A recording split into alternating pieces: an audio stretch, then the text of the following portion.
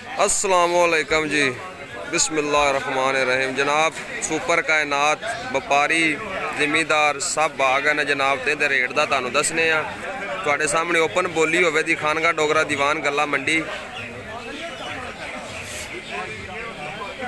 वड्डा टेर है जनाब ते सोहनी मुंजी है। मालक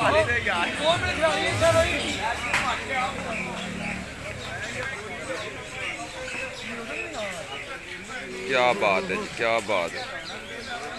मालक दी ते वीडियो लिया यार इहदे घर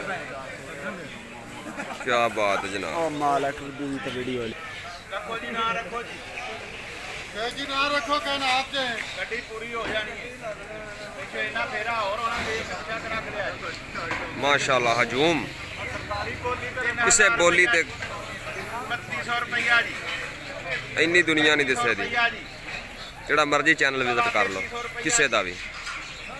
3350 रुपया जी पौने 3400 रुपया जी 80 रुपये दो बोलियां 85 रुपये जी 3500 रुपया जी 3505 रुपये